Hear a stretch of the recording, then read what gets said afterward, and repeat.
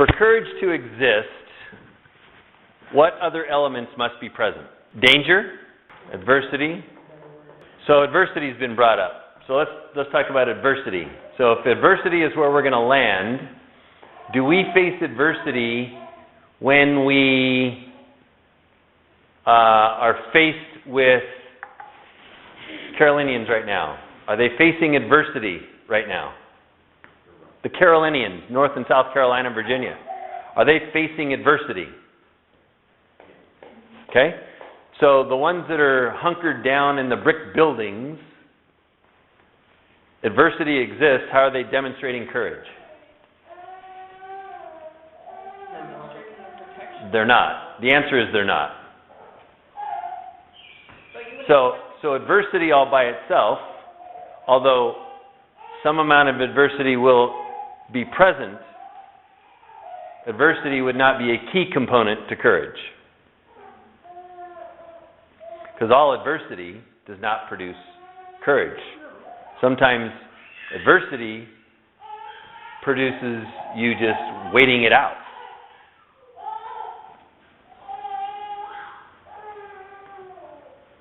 Well, just like, I think it takes courage to do the things God calls you to do on a daily basis. It doesn't necessarily mean there's adversity there. Just being a godly husband and doing the things that God calls you to do, that takes courage. So, Terry, Sarah, Michelle, you got any ideas? What would have to exist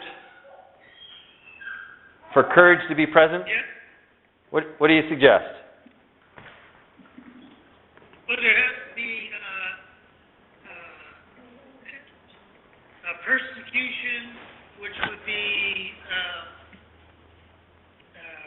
part of adversity, but there has to be a steadfastness in the face of the adversity or persecution. Into or persevering to what you know to be true. Yes. Okay, so let's start with what you called persecution. Well, if there's not something that you have a fear of, you don't have unless you're afraid of something, I don't necessarily think you need courage. So if it's something that you have an issue with or a fear, then you need to muster courage. I don't know if I explained. No, that is a very popular view of courage, that courage is not the absence of fear, but the overcoming of fear. It's not just fear, it's just something that you may not be incredibly fond of or just maybe intimidating, not necessarily fearful of. It's a hard task to do in your own courage to, for instance, tell somebody about the Lord. So, Michelle, back to what you were talking about, what would make the fear exist? An insecurity? About? Or just an unsureness? A lack of belief, maybe? So, back to Terry's, if we put fear and persecution together, what you have is an opposing force. You have to have opposition for courage to exist. You have to have opposition for courage to exist. Without opposition, there is no place for courage. Right. Now, to demonstrate courage,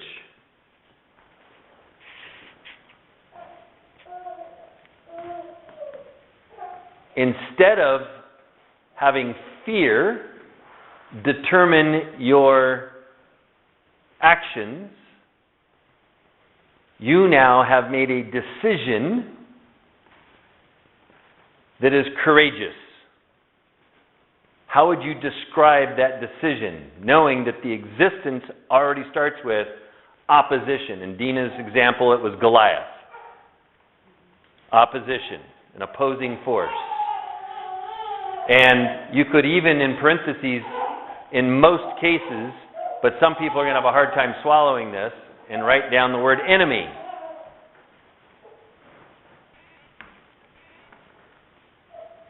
An opposing force which is your enemy. The reason some people are having a hard time with this is one of Dina's examples was how to deal with marital relations when you have husbands and wives interacting with one another. And we wouldn't want to think about our husband or our wife as our enemy. But the reality is, according to God, that we as people who are faithful followers of Jesus, who are courageous in the moment God calls upon us, have to recognize that even our wife or our husband can have been taken captive by the enemy to do his will, and it is through our courageous actions that God will use us as a weapon of warfare to free our spouse from his captivity.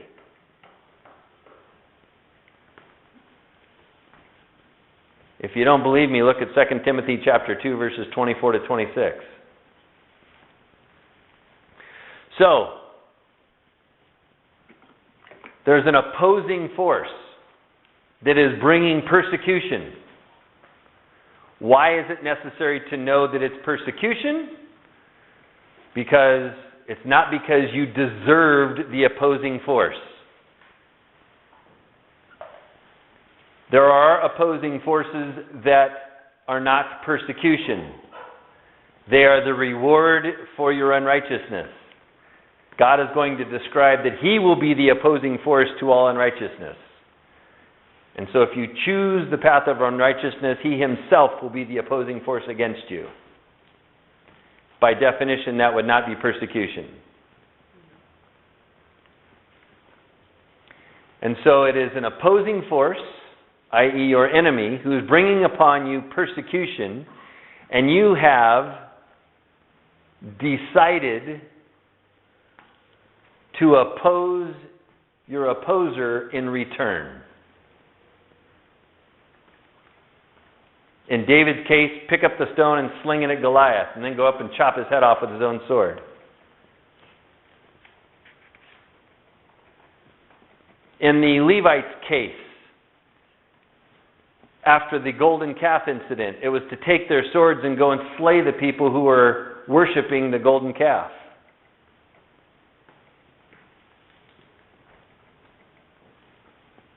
In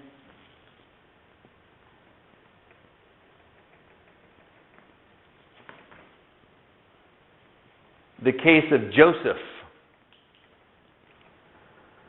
it was to disarm his enemy by granting forgiveness to a repentant group of brothers.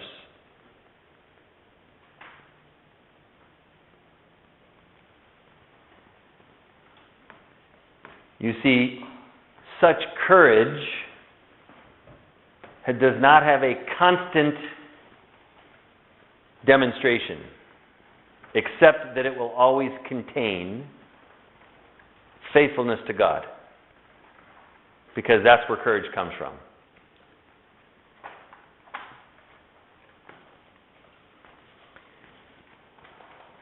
Without proper faith in God, you will not be courageous. That's a guarantee. You may have other people tell you you've been courageous in a certain incident,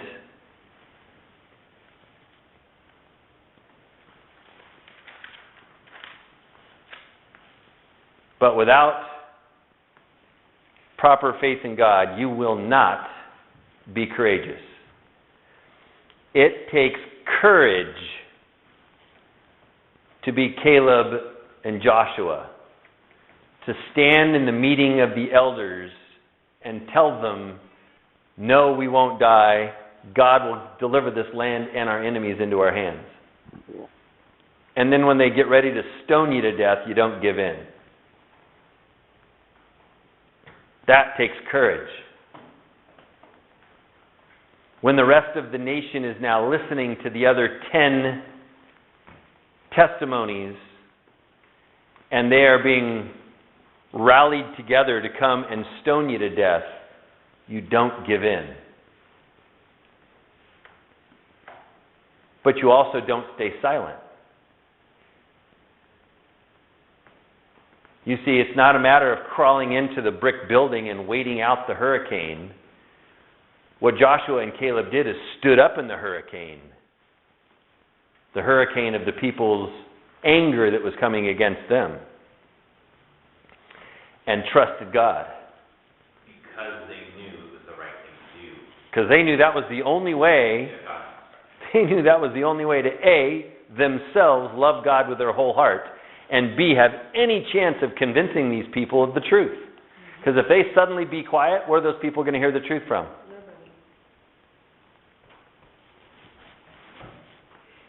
Meshach, Shadrach, and Abednego were confronted with opposition. How did they demonstrate courage? By incredible faith in God. Nebuchadnezzar says, "Do you think your God can save you from my fiery furnace?" And they said, "Of course we do. He's God. He can do whatever he wants. But if he chooses not to, that doesn't matter. We're still not bowing down to your idol, and we're going to continue to serve him." The only way courage exists is with proper faith in God.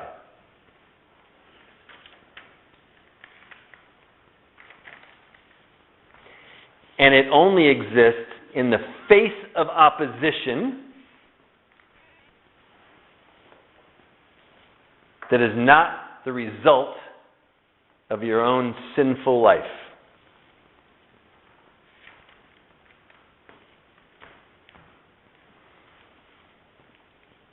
And it acts 100% in accordance with the truth.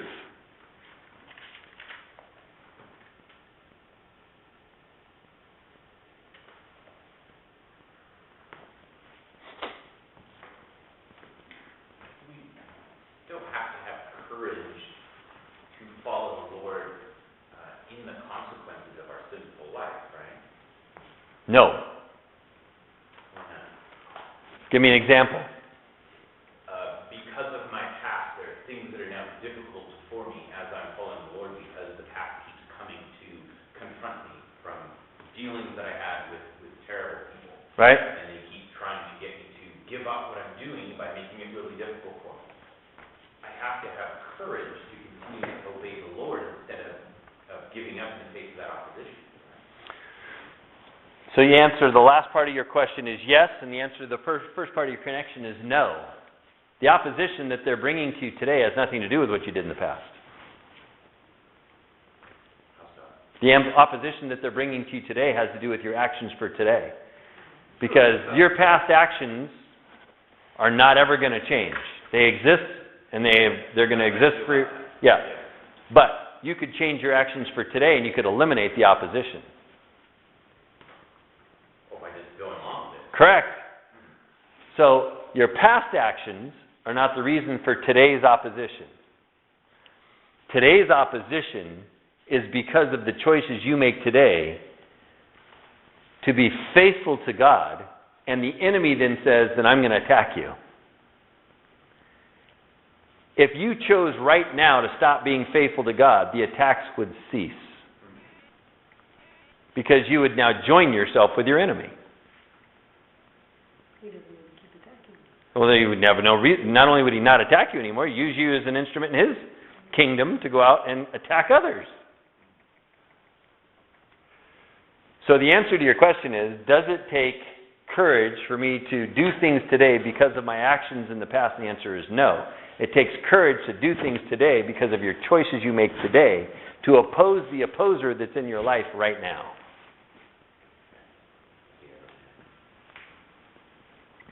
And in God's full economy, it's because if that's been rightly confessed and repented of, he doesn't even have that on your record.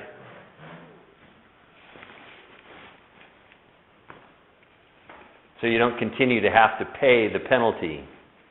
You may experience the consequences that are really material. That may be true. But it doesn't mean you continue to pay the penalty and still have to fight with courage against stuff from back there being drugged forward. And so courage has to do with what you face today. So courage then is a present tense subject. It is not a past tense subject, nor a future tense subject. If you talk about it in the past tense, that has no relevance to the present tense. How do we know that's an absolute truth? You can either believe me because you think I'm a smart guy and you trust me, or what I just said to you makes something come to your mind that God's told you in His Word and said, that's why He says that. You can only be courageous in the day you're in. Well, that's a logical conclusion, but the question is, how do you know what I just said to you is correct? That talking about courage in the past is of no value to you, and only courage in the present is of any value to you. What would you refer to?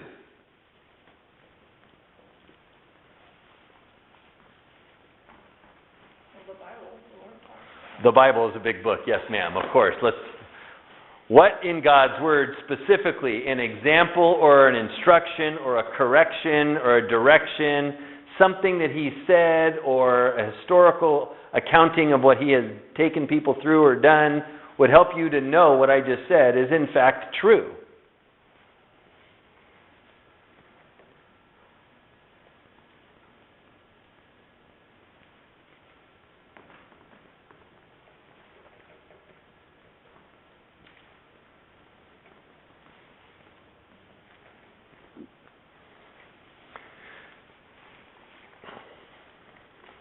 So you're having a hard time understanding some of the stories if you can't come up with this answer.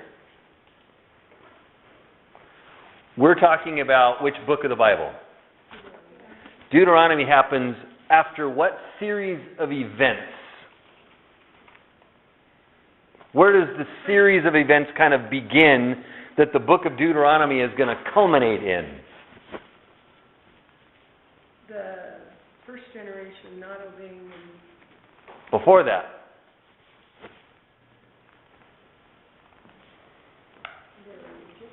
Yeah, they're in Egypt. They're captive in Egypt. In order to come out of Egypt, how much courage did they have to demonstrate?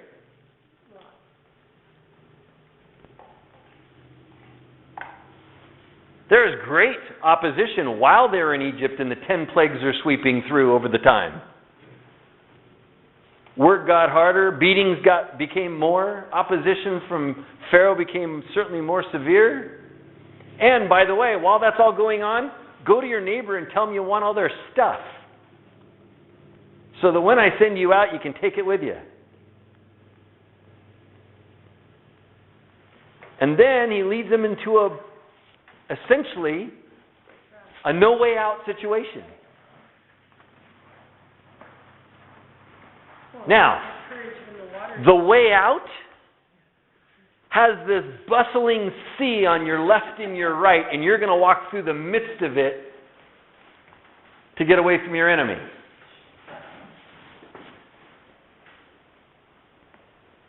Believing it's not going to all fall on. Back to the question you asked originally, describing all the ways that the nation had to be courageous in was it almost 2 years between when they left Egypt and when they got to the Promised Land. But despite the fact that they were courageous in all those times, the day that it came and God said, go do this next thing, and they chose not to be courageous. That's right. It didn't matter that they'd already been courageous a billion times. They've been courageous a number of times back there, brought to the Promised Land. They failed in courage because they failed in faithfulness to God, and God wrote off an entire generation. By demonstration, that's an obvious story God gives to us to know the truth of past tense courageous does not matter for today.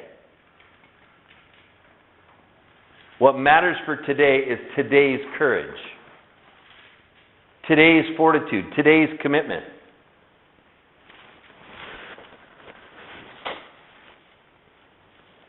Terry, you'll remember this,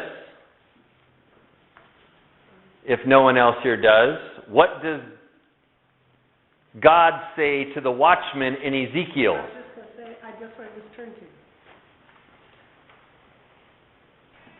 Do you remember?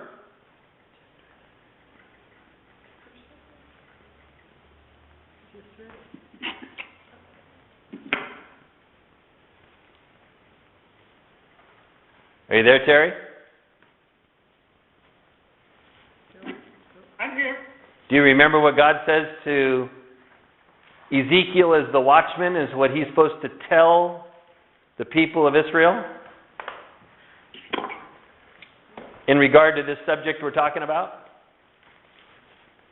I didn't get the subject we were talking about because I had a call come through. Oh, gotcha. So we're talking about the premise of past tense courage is not sufficient for today's life. Today, you have to have courage. It's not enough to say, well, last week I had courage, so I'm okay today.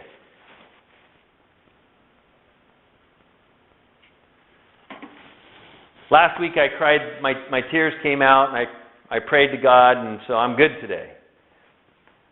None of those past tense events I'm good for today. are good for today. Example I gave is the example we're studying now as we look at the book of Deuteronomy, where God has demonstrated, a group of people who demonstrated courageous acts by believing in, trusting in, and having faith in God, following Him through 10 plagues in Israel,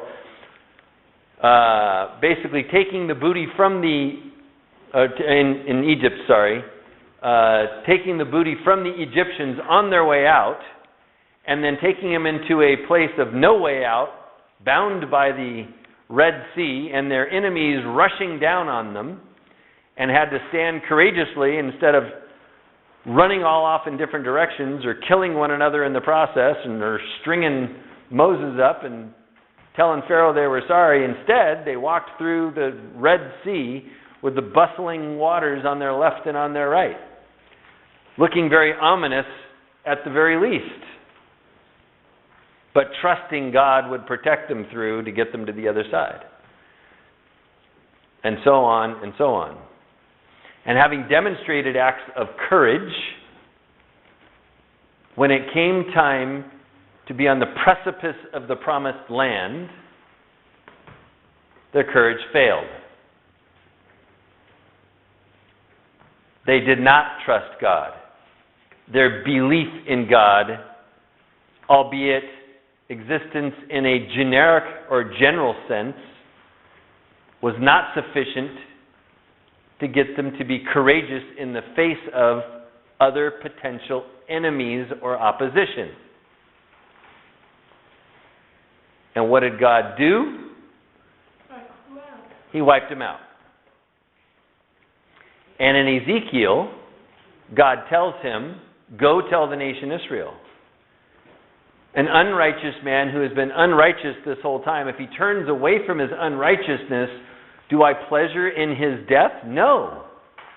But if an unrighteous man turns unto me and lives righteously, I will forgive him of his past unrighteousness. But if a righteous man who has been righteous in his life up and until now turns away from his righteousness unto unrighteousness, shall I save him? And he answers the same question. No. I will not remember his righteousness, and I will account his unrighteousness against him. And so God has historical accounting, and He has specific declaration that tells us without a doubt that yesterday's courage does not benefit us today. We must live today, choose today whom we will serve. That's Joshua, we're a little ahead of ourselves. But nevertheless, the call is the same, even though the words are penned in the book of Joshua. The call has been has been given all the way back to Adam. Adam, there's this tree in the garden. Don't eat from it. Choose for yourself who you will worship, me or not me. The tree's your test, Adam. Your wife is the test, Adam. Your kids are the test, Adam. Work you're going to have to do now is a test, Adam.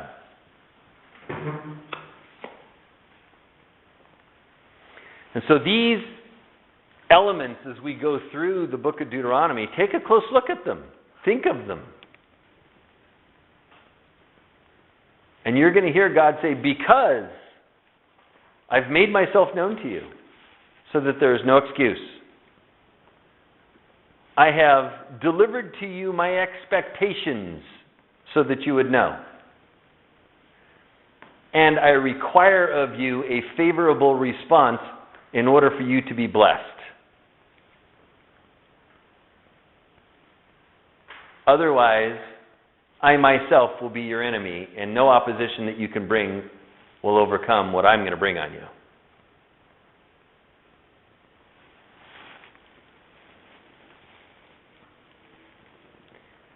Be of good courage. You're going to face opposition. You're going to face enemies. But I'm going to be with you. I'm going to help you. We're going to have victory. Those that surrender themselves to me, I'm going to use you as a weapon for salvation and reconciliation and redemption. Those who continue to resist against me, I'm going to use you as an instrument in my hands to communicate, if not actually bring forth, their very destruction.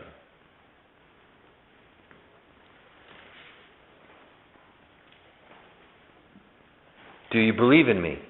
Do you trust me? Will you be courageous?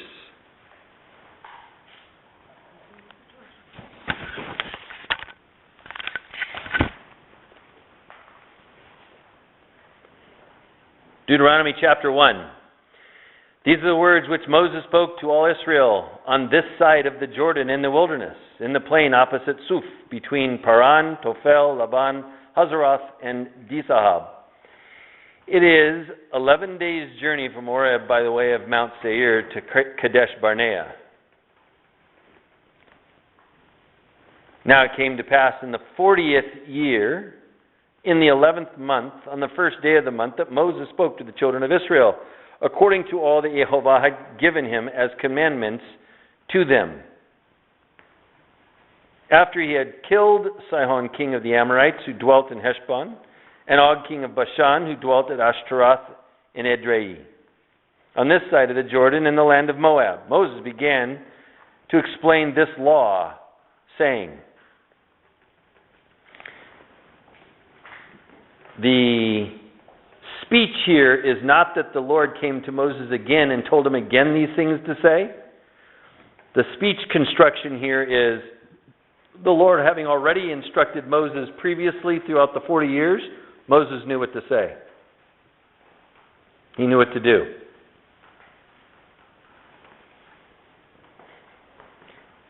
Verse 6, Yehovah our God spoke to us in Horeb, saying, see where he refers to where he received it from the Lord? How long has it been since he's been in Horeb? Wow. Yeah, 39 years.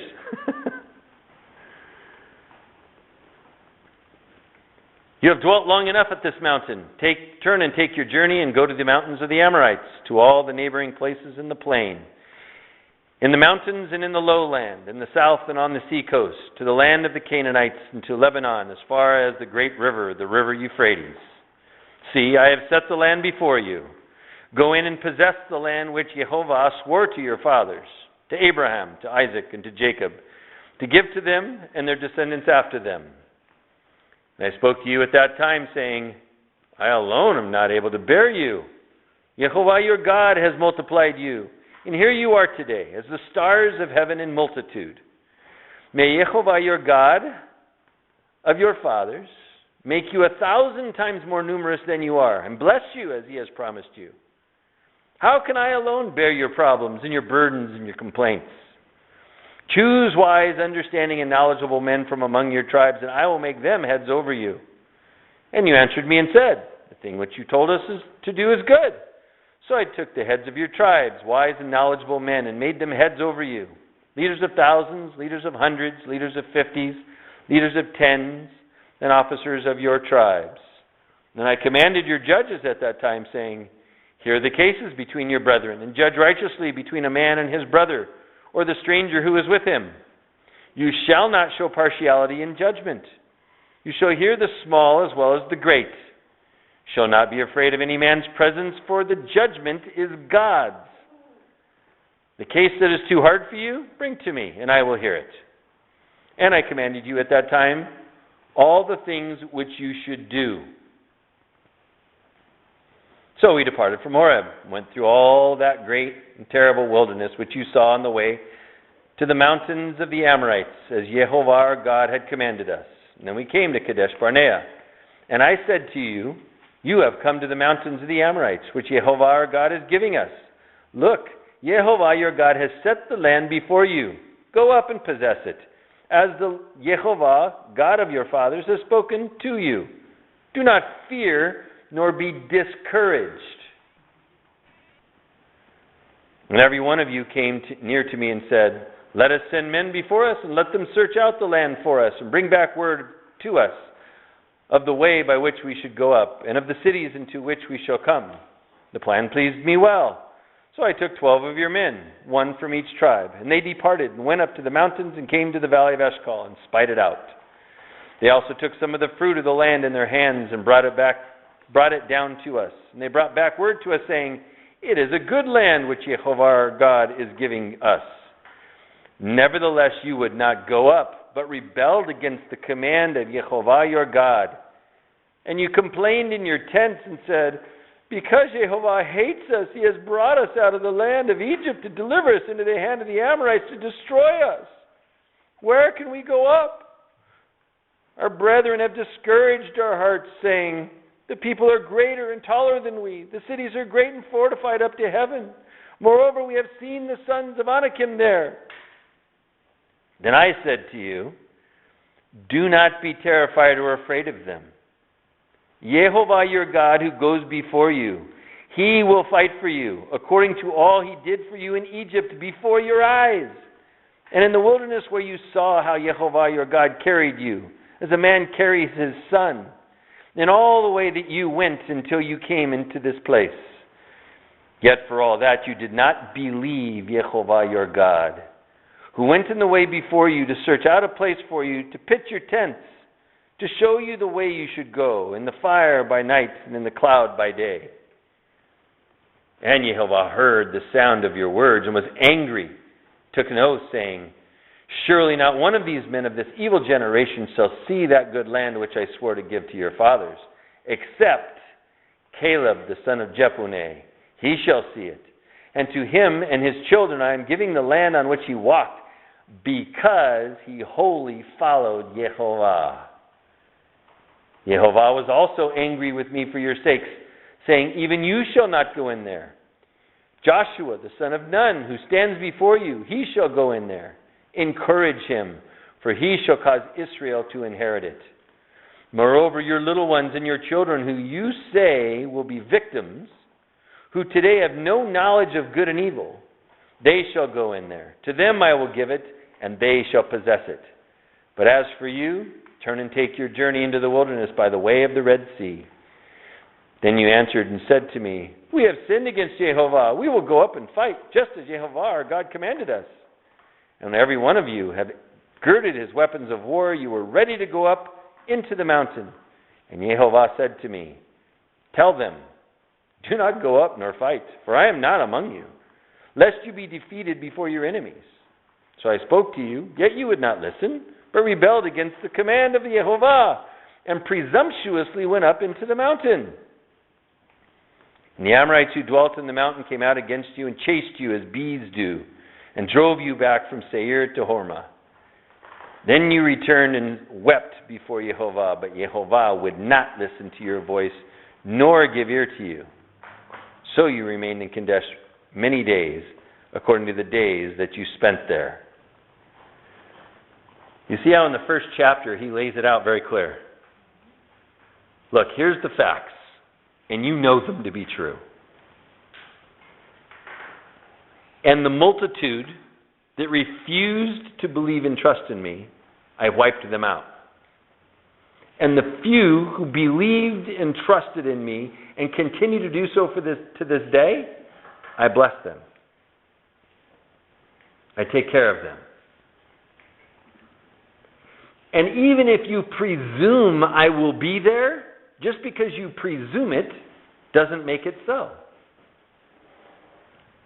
Just because you claim it doesn't make it right. Unless it's consistent with my plan and my design, it's wrong, it's unrighteous, it's unfaithful. And lacking courage is no small thing, because it is a demonstration of the lack of faith and trust and hope in what God has delivered to us as what our hearts and minds should be set upon. If our hearts and minds are set upon the situations that are immediately before us, and our highest concern is the response of the person in front of us, then we are looking in the wrong direction and we are aiming at the wrong target.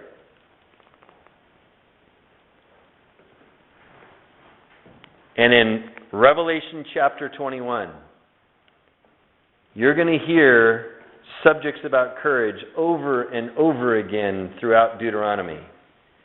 And Jesus, at the end of the Bible, chapter 21 of Revelation, verse 8, says, "The cowardly will not inherit the kingdom of God, but instead will have their part in the lake which burns with fire, brimstone, which is the second death." Courage is not an unimportant quality to possess and to demonstrate in our lives. The only way courage is possessed is through demonstration, not through conversation, at least not modern conversation. Conversation of antiquity would still qualify, because the word conversation in antiquity meant behavior. Today it just means speech.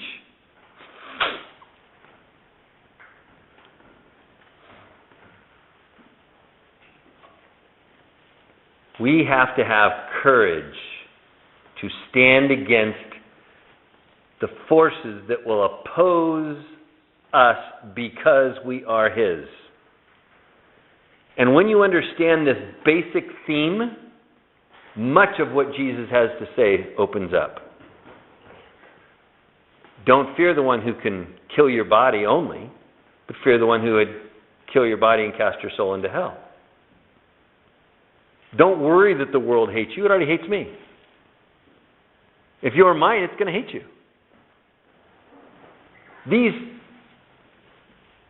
exhortations that Jesus gives numerously are only understood when we have a great foundation of what courage is and how it's demonstrated. And the way courage is demonstrated is to act consistently according to God's design despite the opposition. Sometimes that means to forgive someone who confesses and repents. And other times it means to separate from someone who you've had a long relationship with because they are not genuinely repentant. Every day when you wake up, you've got to decide who you will serve. And according to God, courage is only yours because you have been predisposed, means you have predecided in advance that you are going to be wholly committed to Him, no matter what. No matter who agrees or disagrees. No matter how easy or hard. No matter how favorable or disfavorable in the immediate circumstance things go.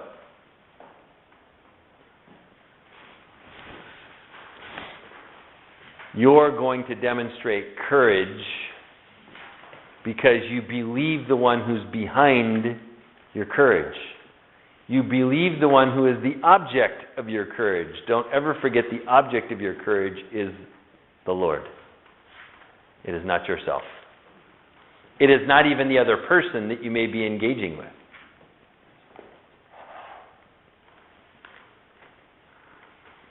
If you do well unto the Lord will use the fruit that He produces in your life for other people.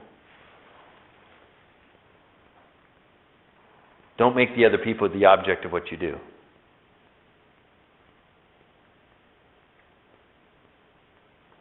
And as we go forward, this day, we choose today what we're going to do, who we're going to serve. Tomorrow, we will make the same decisions about the same priorities. And each and every day as we make those decisions, we can ourselves look back on the group of those decisions and know who we really love and serve.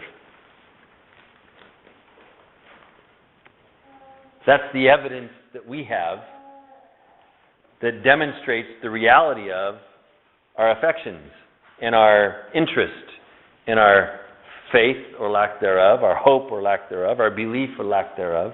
And if we have been courageous to live our lives consistent with those things, then we would be like Caleb and Joshua, those who would wholly love and serve Him in the face of any adversity and whatever it is.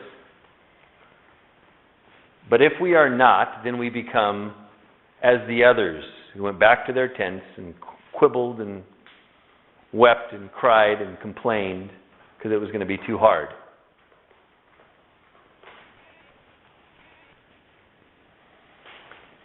The reason this book is laid out the way it is so that we will not have any disclarity on these subjects. Deuteronomy is one of the most clear books in the entire Bible. It's laid out with these principles and these premises being very, very clearly communicated so that we can clearly understand, and He regularly calls us to the proper response, to recognize the debt we owe because of what He has done that should provoke a response in us that is consistent with His design. Not make it up on our own, but hear Him and do His will. So as we go through Deuteronomy for the rest of the however many weeks it takes us, that's the subject of our discussion, will be to see how these themes are being brought forward. How we would recognize them for our own personal, not just understanding, but exhortation, which should provoke us to a plan of action and a purposeful life.